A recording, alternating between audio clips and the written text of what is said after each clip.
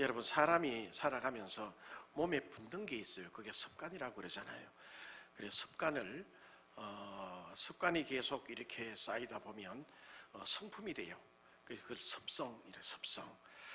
우리 몸에 한번, 우리 삶에 한번 배게 되는 이 습관과 습성이 잘 변할 수 있을까요? 잘 안 변할까요? 어때요? 예? 잘 변해요? 안 변하죠? 참 안 변해요. 특별히 기호식품에 한번 길들여 놓으면 기호식품이 무엇인지 말씀 안 해도 잘 알잖아요. 그거 참 끊기가 쉽지 않아요. 예, 한번 그거 몸에 이롭지도 않은 그 기호식품을 한번 손에 만지고 몸에 한번 베게 되면 정말 그게 끊어지기가 쉽지 않아요. 그래, 그게 내게 습성으로 자리 잡고 있는 이것을 한번 끊으려면 적어도 그런 상황에 맞닥뜨려져서 안 해야지 끊어버려야지, 이런 그 전쟁 같은 분위기를 35번에서 한 30번 정도는 해야 된다고 해요.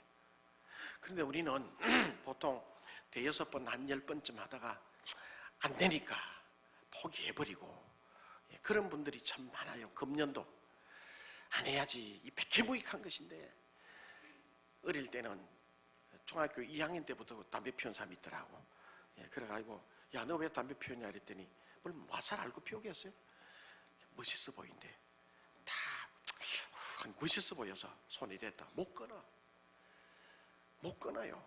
그래서 한 번, 두 번, 세 번, 한 10번 하다가 차버리고 또 피우고. 이게 참 힘들어요. 우리의 몸에 밴 이 습관, 좋은 습관은 배기 힘들고 안 좋은 습관은 더 빨리 배잖아요. 예. 우리 몸에, 육신에 배어 있는 습관도 이런데 우리 마음은 더 변하기가 더 힘들어요. 참 좋기 힘들어요. 그래서 개과천선, 지나간 허물을 고치고 착하게 살아간다는 개과천선이라고 하잖아요. 한번 자리 잡은 습성은 이게 참권기가 힘든데, 게으른 습성, 부지런하게 살아야 되는데 어릴 때부터 게으른 습성이 몸에 배면 이거 잘 안 돼요. 부정적으로 보는 그 습성. 그 똑같은 것도 어떤 사람들은 긍정적으로 보는데 어떤 사람은 꼭 부정적으로 보거든요. 이게 습관이에요, 습관. 어떤 사람들은 곧 막 일시에 일확천금을 거둘 것 같아. 그래서 누가 뭐라 하면 솔깃하게 하고 투자하잖아요, 막 이렇게. 예? 그러다가 사기당해 버리고. 이것도 습관이에요. 죽기 전에는 못 끊을 것 같아. 가만히 보면. 이 습성이라고 하는 것은 참 그만큼 중요해요. 사람이란 죄의 유혹에 노출되어 있기 때문에 어떤 동기만, 자기에게 주어지는 동기만 부여되면 쏠려버려요. 그래서 요즘엔 중독이라는 말이 많이 이미 퍼져 있잖아요. 중독. 뭔 중독. 근데 이 중독이라고 하는 건 쏠림 현상이라고 생각을 해요. 멀쩡하게도 있다가 어떤 분위기가 자기에 주어지면, 어떤 동기만 주어지면 자기의 의지와는 상관없이 쏠려버려요. 습관처럼 쏠려버려요. 이게 중독이 아닌가 생각해요. 이것이 중독의, 이 죄 있는 우리 인간들의 모습인데, 이게 우리가 해결할 수가 없을까? 우리 조금 개선해 나갈 수 있는 방법은 없을까? 좀 개선. 고친다는 거는 이게 불가능할 거고, 조금이라도 이게 좀, 여러분 다 있어요. 보면 사람마다도 다 달라요. 보면 고민하는 모습도 있어요. 내 이것 좀 고쳤으면 좋겠는데, 하다가 또 그냥 살지 뭐 이러고 살고 말이죠. 이것 좀 고칠 수 없을까 하는 생각을 많이 가지고 있게 될 거야, 아마. 그런데 성경 말씀을 읽어보면 변화된 사람들의 얘기가 기록되어 있어요. 이게 놀라워요. 그러니 주님의 부름받아 예배자리에 나오고 하나님의 말씀을 들을 수 있다는 그 사람이 복이 있다고 하는 이유는 여기에 있는 줄로 믿으시기를 바랍니다. 그래서 복이 있는 거예요. 변화된 사람들의 얘기가 나와요. 누가복음 19장에 보면 여리고에 사는 세리들 중에서도 장이었어요. 삭개오가 나오잖아요. 삭개오가 나옵니다. 삭개오는 세리장이라고 그랬는데 그 당시에 로마 당국의 임명을 받아서 많은 사람들의 세금을 거두어서 로마 당국에 얼마를 내지만은 얼마 일부는 자기가 착복하잖아요. 많은 돈을 모았을 것입니다. 부자였을 것입니다. 성경에 부자라고 나와요. 많은 사람들에게 욕을 먹고 살았고 나쁜 사람이라고 소문도 많이 났어요.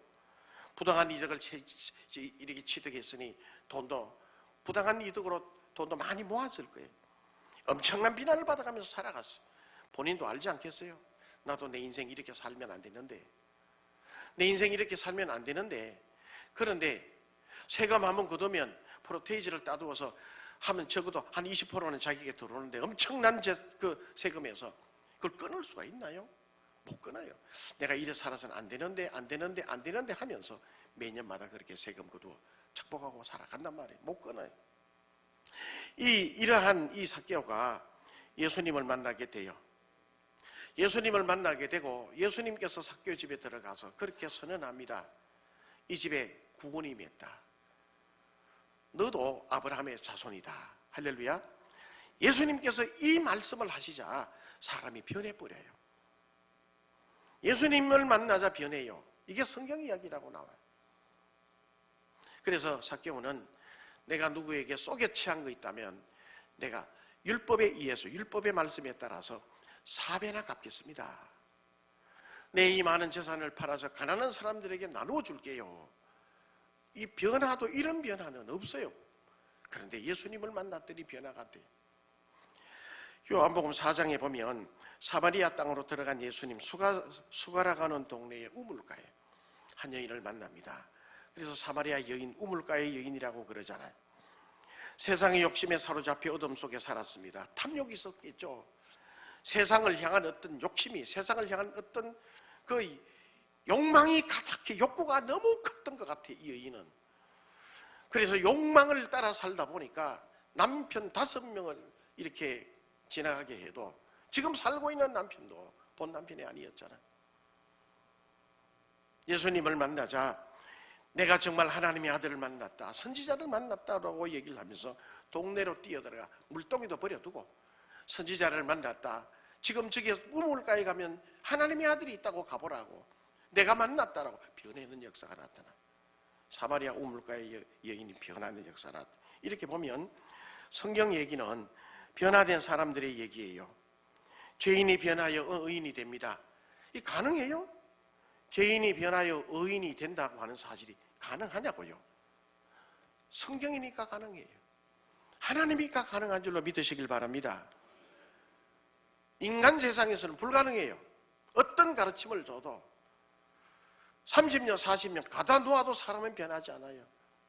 감옥에 가다 놨더니 더 나쁜 거 배워서 봐서 더 나쁜 짓 하다가 또 들어간다고 그러잖아요. 잘 알잖아요. 안 변하는데. 그런데 성경에 보면 이런 얘기들이 나와요. 죄인이 변하여 의인이 되고, 용기가 없던 사람이 용기가 생기고, 죽은 사람이 살아나며, 눈먼 자가 눈을 뜨고, 나병 환자가 낫게 되고, 가난한 사람들에게 복음이 전거되고, 상처받았던 사람들이 상처가 치유함을 받게 되고. 할렐루야. 성경에 보면 이런 얘기가 나타나고 있어요. 별 볼 일 없던 저같이 이렇게 별 볼 일 없던 사람이 하나님 나라의 일꾼이 되어서 복음 전하고, 여러분도 마찬가지라. 여러분도 사실 별 볼 일 없는 사람들이었는데 예수 믿고 오늘 이 자리에 앉아서 직분 받고 여러분 동네에서 믿음으로 건실하게 살아가고 계시죠? 아멘. 그러시죠? 아멘. 그렇습니다. 이게 다 성경 얘기예요. 사도행전에 보면 사도 바울은 단번에 변했어요. 단번에. 다메섹으로 가다가 다마스커스로 가다가 예수 믿는 사람들을 박해하려고 가다가 빛 가운데 나타나신 예수님의 음성을 듣게 돼요. 변했어요. 그래서 구약 성경 모세오경을 가지고 사마리아 아라비아 그 동굴 속으로 들어가요. 그래서 3년을 지내요. 3년을 금식하며 그 다음에 최소한 음식을 먹으며 3년 동안 창세기에서부터의 모세오경을 파요. 그냥 막 연구를 해요. 그분이 예수님인 줄 알았어요. 하나님의 아들 예수님인 줄 알았어요. 일시적으로 바뀌어요. 그런데 사도 바울의 제자 디모데라고 하는 사람이 있어요. 디모데 전후서 있잖아요. 디모데는 그런 변화가 나타나지 않아. 어릴 때부터 예수를 믿고 외할머니, 어머니로부터 예수님의 복음을 전해 듣고 서서히 변화가 돼. 서서히 변화가 돼. 이게 디모데의 모습이에요. 그래서 성경에 보면 예수님을 만나 어떤 은혜를 체험해서 갑자기 변하는 사람도 있는가 하면, 아니면 서서히 변하는 사람도 있어요. 다양한 얘기들이 성경에 기록된 게 나타나거든요. 자, 그러면 여기서 우리가 성경을 주의해서 살펴보면서 한 가지 질문이 생기게 돼요. 그러면 어떻게 이렇게 성경에는 사람이 변하는 얘기를 할 수 있었을까? 어떻게 사람이 변화되는가? 5절 말씀, 오늘 본문의 말씀 5절 말씀을 보면 해답이 있어요. 5절 말씀 한번 읽어보겠습니다. 시작.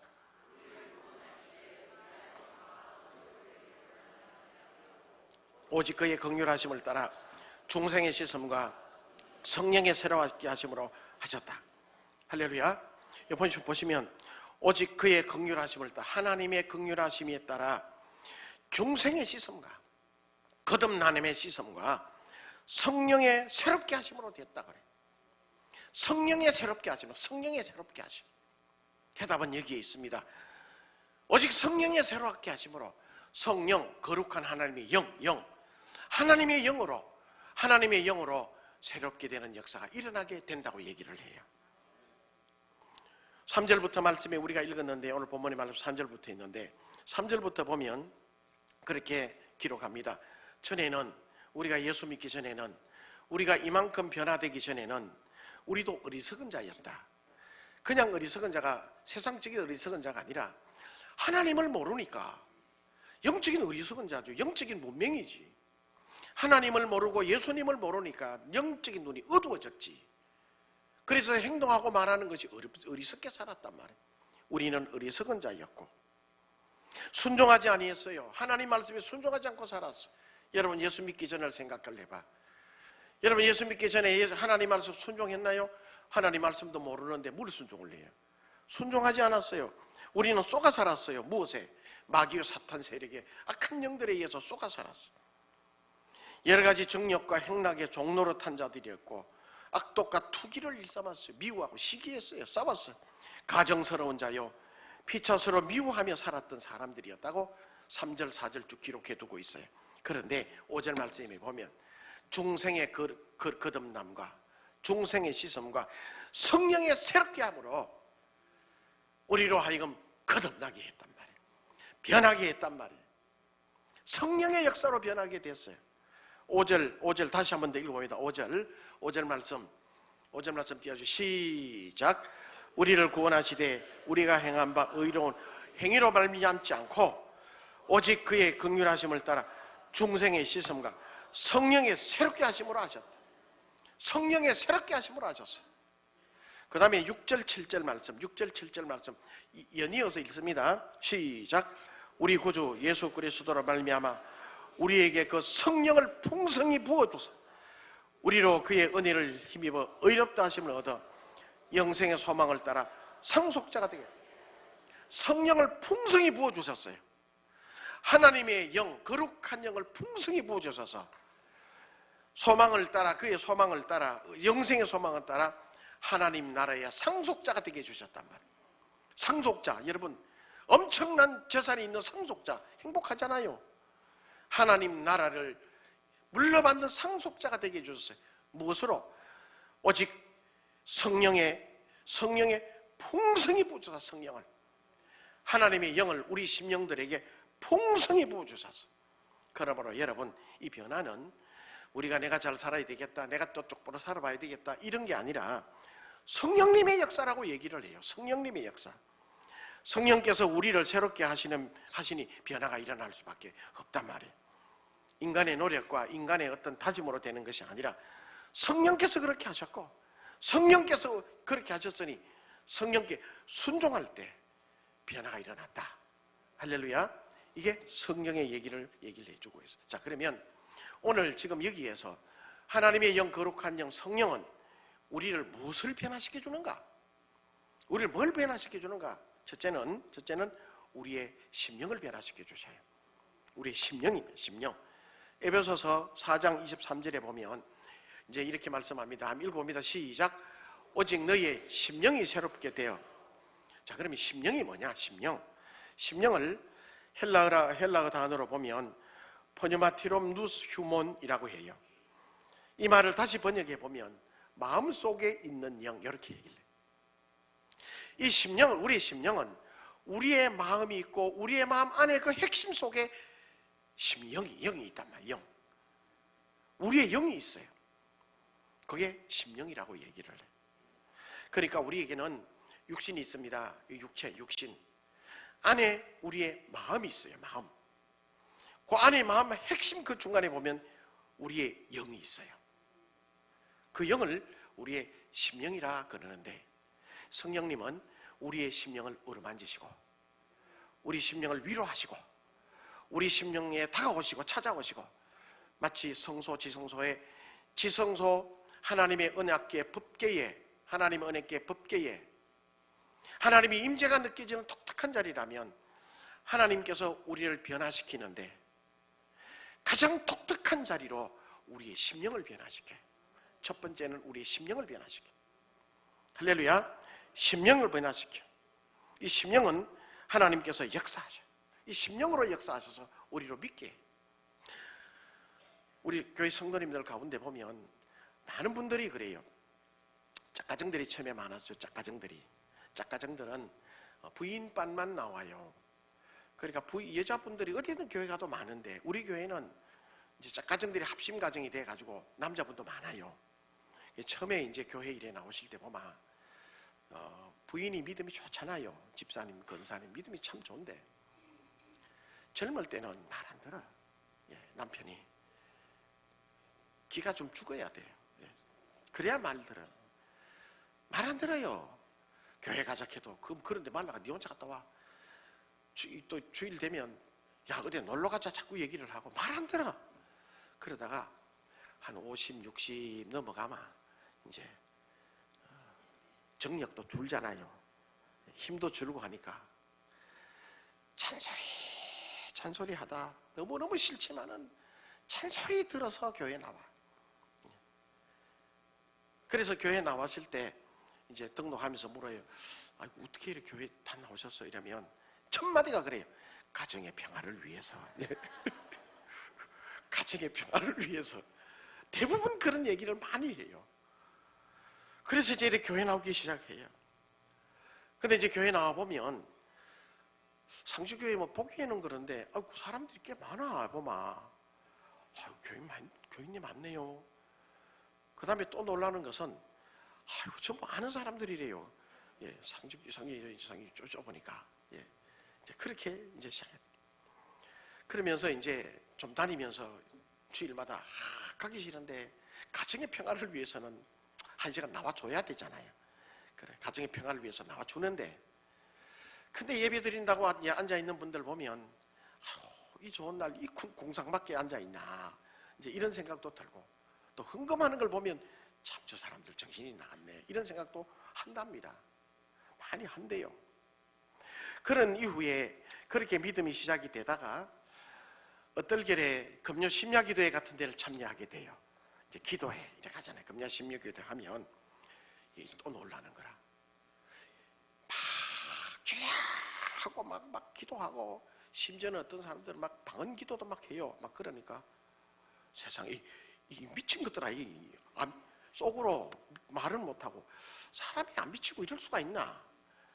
막 하고 어떤 사람은 또 방언하는데 막 하는데 이거 또 또 짐승 소리도 아니고 뭐 기계 돌아가는 소리도 아니고, 이런 얘기를 들었어요. 제가 몇몇 분한테. 너무 놀란데, 이게 참 이상하다. 또 교회 안 나오려니까 또 가정에 불화가 생기고, 또 그래서 또 나오게 되고 그러는데 한 번 나오고 두 번 나오고 나오면서 가량비에 옷 젖는다고 성령께서 역사를 하시더라고.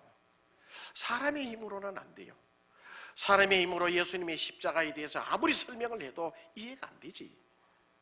죽은 사람이 어떻게 살아날 수가 있나요? 과학적으로 증명이 안 되잖아요. 어떻게 동정녀 탄생, 그 마리아가 예수님을 어떻게 성령으로 어떻게 잉태될 수 있나요? 이게 과학적으로 증명이 안 되잖아.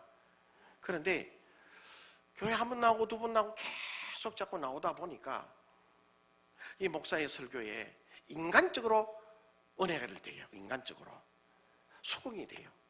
좀 그렇기도 하다, 그렇기도 하다. 그러면서 이제 이래 시간이 세월이 좀 지나 보면서 어떤 생각이 드는가 하면, 아이고 나도 마음 잡고 좀 살아보면 좋겠다, 이런 생각을 가지게 된대요. 그러다가 어떨 길에 세례받고 한 해 끝이 지나면 직분 주잖아요. 왜? 그러면 직분 임명하면 이게 내게 안 맞는 옷을 입은 것처럼 누가 집사람이라고 그래 부끄러워 죽겠는 거라. 이거 얼굴도 못 들겠고. 그렇게 믿음 시작하다가 서서히 믿음 생활이, 정말 은혜로운 믿음 생활 하시는 우리 남자분들이 많아요. 그 사람이 누굴까 해도 여러분들이 대부분 그런 분들이에요. 가만보마. 예. 그런 분들 중에 항존직 되시는 분도 있고요, 안수집사 되시는 분도 있고 그래요. 가만히 보면 그렇게 서서히 디모데처럼 황급하게 화끈하게 하는 것도 아니라 서서히 그러다가 아하가 나중에 뭐가 돼요? 아멘. 예. 하다가 아멘. 그 다음에 아멘 나오면 나중에 끝에 뭐가 나와요? 할렐루야. 이게 나오게 되는 거예요.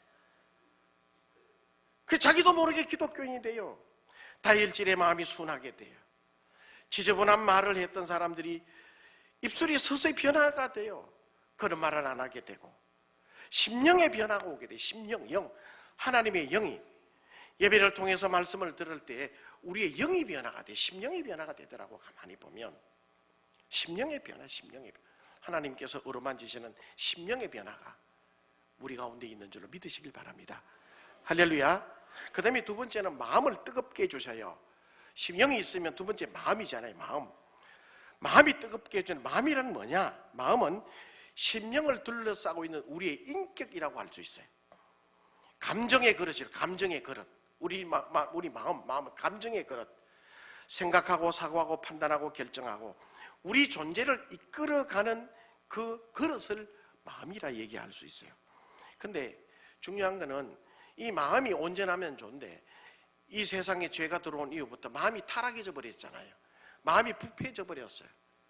그래서 사람이 생각하는 게 얼굴은 멀쩡해 보여도 사람이 생각하는 게 다 부패해져 버렸잖아요. 예레미야 17장 9절 말씀에 보면, 예레미야 17장 9절 말씀에 보면 읽어봅니다. 시작. 만물보다 거짓되고 심히 부패한 것은 사람의 마음이라. 누가 능히 이를 알려? 마음은 부패해졌다고 해요. 그래서 생각하는 게 부정적으로 생각하게 되고 안 좋게 생각하는 쪽이 더 많아. 남들과 비교하게 되고 차라리 남이 안 됐으면 좋고 내가 잘 되면 좋겠고 뭐 이런 생각들이 부패한 마음. 그런데 성령께서 우리를 타치하시고 성령께서 우리의 마음을 붙잡아 주시면 심령이 변하면 우리의 마음이 변화지게 돼 있어요. 사람의 마음을 하나님께서 변화시켜 주셔요. 그래서 부정적으로 생각했는데 어느 순간인가 내 생각 속에 이 마음을 붙잡고 하나님이 역사하시니까 긍정적으로 변하게 해주시더라고. 남을 욕하고 남을 비난했었는데 아이고 내가 이러면 안 되지라고 하는 생각을 집어넣어 주셔요. 교회에서 뭐 타다가 누가 다투고 왔어요. 처음에 몰랐는데 하나님의 은혜를 받고 믿음 생활을 하다 보니까 한번 다투고 오니까 내가 괴로워. 성령께서 역사하시는 거예요. 야 네가 가서 화해해라. 네도 잘한 거 없잖아. 잠도 안 와. 어떨 때는 전상 그래서 가서 교회에서 아무 집사가 좀 날 좀 봐요. 아이고 내가 미안해. 덮어놓고 내가 미안해. 그러면 저쪽에서도 진작거리지 이럴 뿐은 없단 말이에요. 예. 아니 미안하다 하는데 진작거리지 할 사람 누가 있어요? 미안하다 그러면 아이고 그래 나도 잘못 어떻게 하다 보니까 그래 된 것 같은데 아이고 없던 걸로 해요. 할렐루야. 우리의 마음을 만져주시잖아요. 뿐만 아니라 죄 지을 때 죄 짓는 자리에 가면 마음이 아파요. 양심이 아프잖아요. 너 그러지 마라. 너 그러지 마라. 아무리 좋은 것이 있다 할지라도 아무리 내 인생을 유익하게 보인다 할지라도 내게 아니면 그건 욕심이야. 너 성령께서 우리에게 말씀하셔요. 변화시켜 나가셔요. 할렐루야. 성령은 우리의 심령을 변화시키고 우리의 마음을 변화시켜 주셔요. 감사할 마음, 화해할 마음, 용서할 마음, 화해하고 화평할 마음을 주셔요. 부부싸움 할 때도 싸우면서도 아이고 이러면 안 되는데라는 생각을 들게 해주셔요. 누가? 성령님이. 우리가 모시고 있는 성령님께서 그렇게 해주시는 줄로 믿으시길 바랍니다. 할렐루야. 그 다음에 세 번째는, 마지막에는 우리의 생활, 삶의 열매가 나타나는데 삶을 변화시켜 주셔요. 심령을 타치하시고 우리의 마음을 어루만져 주시고, 그러면 우리의 삶의 모습 속에 하나님의 역사가 나타나 그리스도인의 삶을 살아가게 만들어요. 하나님을 몰라 아무렇게나 살았던 사람이 심령이 어루만져지고 우리의 마음의 은혜를 받게 되면 은혜로 말을 하게 되잖아요. 순종하게 돼요. 은혜로운 믿음을 삶을 살아가게 돼요. 우리들은 잘 모르나? 여러분 지금도 잘 몰라요. 그러나 계속해서 우리는 끊임없이 성령님이 우리들을 어루만지시고 말씀하시고 계속해서 우리들을 이끌어 오셨어요. 보면 알아요. 다 보면 지금도 변화되는 가운데 있어요. 저도 마찬가지고 계속해서. 우리 교인 중에는 모태신앙인 분도 있지만 모태신앙이 그렇게 많지 않고, 우리 교인들은 중간에 이렇게 살다가 뭐 청년이든지 장년이든지 노년이든지 어쨌든 간에 중간에 이렇게 나오신 분들이 참 많아요. 우리 교인 정말 참 많아요. 서서히 좋은 성도님들로 지금 가고 있어요. 가만히 보면 신방 가서 얘기하든지 이런저런 얘기를 듣다 보면 과거에는 부부싸움도 심하게 했대요. 막 탁 때리면 말이지 이런 게 막 팍팍 깨지고 막 아내가 막 견딜 수 없을 정도. 그런데 양같이 순한 집사님이 되셨어. 이름은 묻지 말아요. 예. 정말 그렇게 서서히 성령님에 의해서 우리가 변화되어져 가요. 어느 순간에가 확가닥 한 번에 변하는 수도 있지만 그런 순간은 거의 없고 서서히 성령님이 우리를 이끌어 가셔서 우리로 하여금 행동하고 사회에서 나가 살 때나 교회에서 살 때나 가정에서 살 때나 그리스도인으로 살아가게 해요. 할렐루야. 이게 변화의 변화, 성령님의 변화. 2000년 전 로마 기독교에 처음 들어갔을 때 박해가 얼마나 심했던지 국가적으로 박해를 했어요. 2000년 전에 기독교가 처음에 로마 들어갔더니 로마 당국에서 황제 숭배가 있었고 우상 숭배가 있었고 다양한 귀신 숭배가 있었어요. 그럴 때 기독교인들은 얼마나 많은 박해를 받았는지 몰라요. 근데 성경에 보면 대항하지 마라 그러잖아요. 대항하지 말고 그들 원수를 대항하지 말고 원수를 갚지 말고 그를 위해서 축복하고 기도하라고 그러잖아요. 그래서 초대교회 교인들은 성령의 충만함을 받았어요. 우리는 성경 말씀 듣고도 잊어버리지만은 그분들은 초대교회 때는 말씀을 들으면 막 새겨졌는 것 같아. 그래서 이 사람들이 그 사람들에게 대적하기 싫어서 로마 바깥에 야산 밑에 구멍을 뚫고 들어갔어요. 그걸 두고 카타콤이라 그러시잖아. 카타콤 갔다 오신 분들이 그래 많지 않으신데요. 제가 대구 있을 때 부목사실에 갔다 왔거든요. 가보니 거기가 어디로 가는가요? 몰라. 길이. 근데 내가 서서 다닐 수 있는 길인데요. 몇 사람이 같이 다닐 수 있는 그 길이 얼마나 꼴대했는지 그런 얘기가 있어요. 신혼여행을 갔는데 두 내외가 거기서 어디 갈림길을 잠깐 잊어버렸대.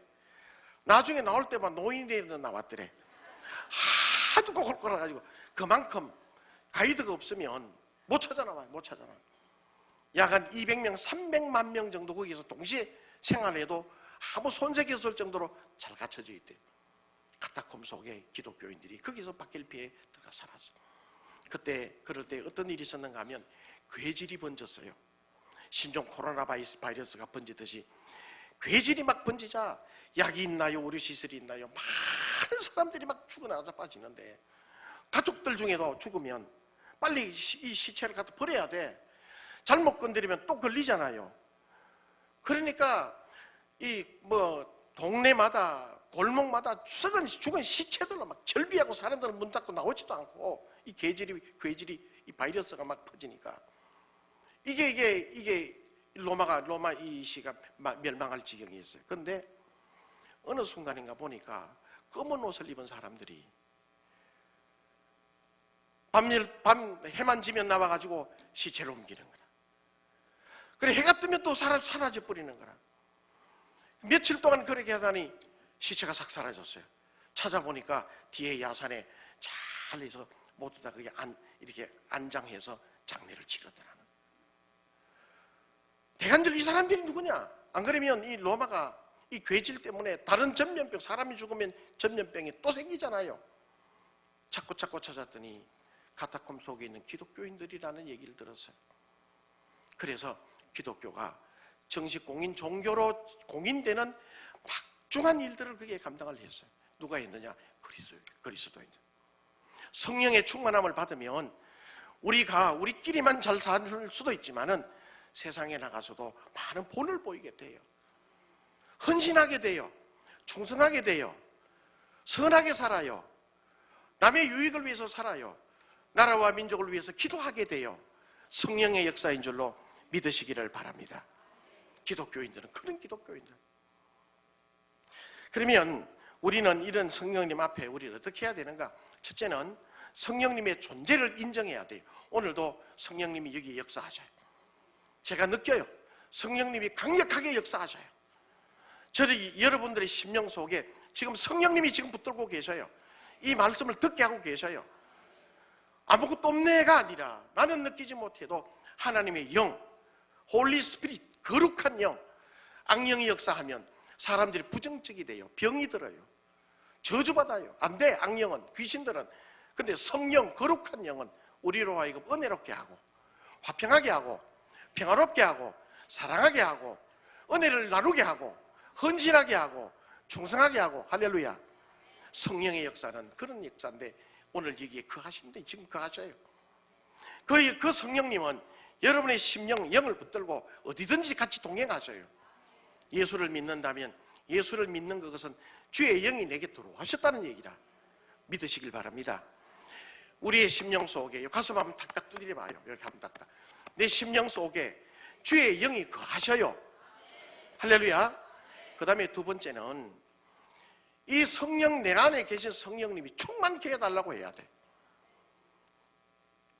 기도해, 간구해야 주시더라고. 그냥 내 속에 계시는 것만으로 해서 내 삶을 인도해 나가실 수가 없어요. 내 의지가 더 강해. 내 의지보다 성령님 나를 충만케 해주세요. 기도할 때 성령님은 우리 심령을 뜨겁게 하고 우리의 인생을 이끌어 가셔요. 여러분의 가정을 화평하게 하고 뜨겁게 하셔요. 할렐루야. 예배 드리고 싶고 봉사하고 싶고 화해하고 싶고 가정이 천국 같은 것을 소망하며 살아가요. 부부간에도 부모와 자식간에도 성령의 역사가 나타나면 충만하면 우리 심령 속에 충만하면 행복한 인생이 돼요. 불가능한 일들도 열심히 해나가서 승리하게 되고 성령님이여 내 심령 속에 뜨겁게 해주세요. 충만하게 해주세요. 할렐루야. 한번 따라갑니다. 성령님 내 심령 속에 충만하게 해주세요. 할렐루야.